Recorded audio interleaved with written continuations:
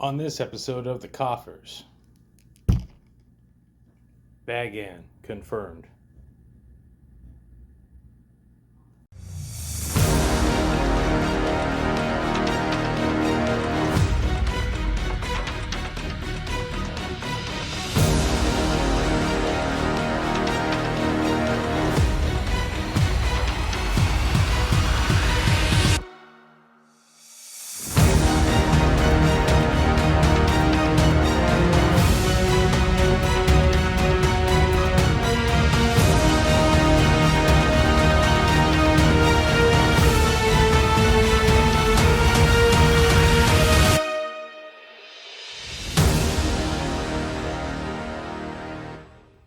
So I just returned home from Japan, celebrating Godzilla Day, and of course while I was over there, I had to visit the world-famous Godzilla store in Shinjuku.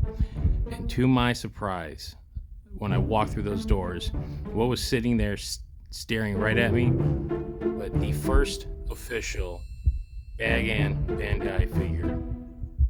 I never thought I'd live to see the day. For some of you asking, so Bagan was initially intended to be a Godzilla villain when Toho was going to bring the big guy back in 1984. Ultimately, those plans were scrapped. The character was then ported over to a proposed Mothra movie that would have served as the follow-up to Godzilla vs. Biollante in 1990, which would have led to Godzilla vs. King Ghidorah. It featured Mothra and the larvae for the first time on screen, teaming up to fight this big bad guy. Well, those plans didn't happen either. Ultimately, Bagan ended up in, of all places, a Super Nintendo game called Super Godzilla, where he was the final boss that Godzilla fights. Basically being the uber boss, the M. Bison, if you will, in this weird strategy game that's kind of fun, but it has its moments. And the only way to beat him is you got to upgrade to this Space Godzilla looking thing. So that has been the history of Bagan thus far.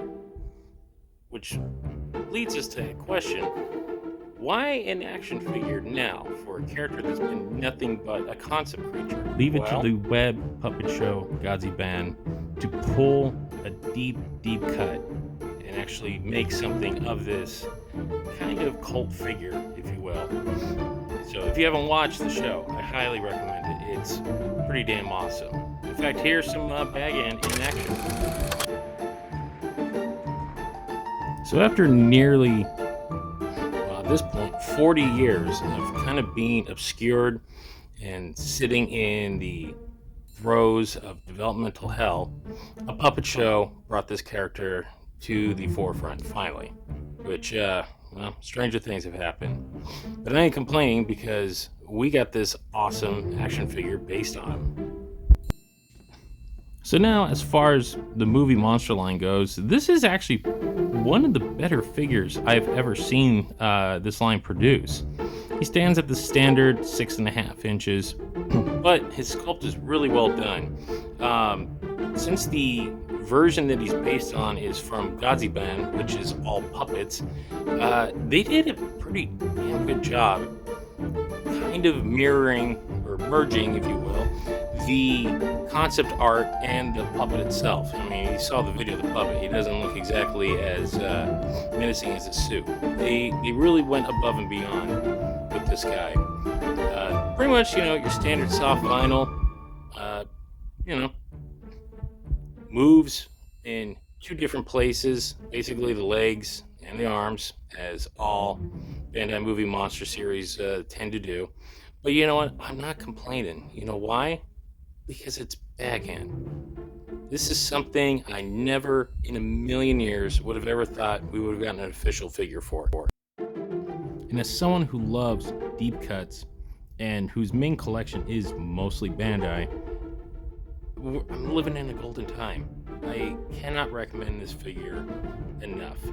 So if you get a chance, he will be available on the official Godzilla store website.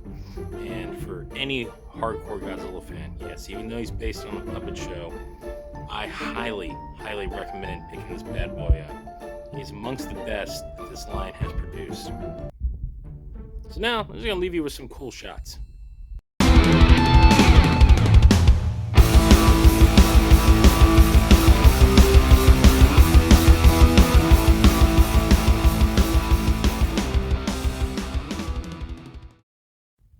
Well, that's going to wrap it up for this edition of the Koffers. And believe me, we got a lot more to come because I picked up a lot of stuff in Japan. So stay tuned. If you like what you see, hit subscribe. You should probably already know that, but I'll know that by now. And remember, we have a podcast. It is the Kaiju Kingdom Podcast. You can find us on all of your favorite podcast streamers, as you see right there. So give us a listen. Tell us what you think. And we'll see you next time, guys.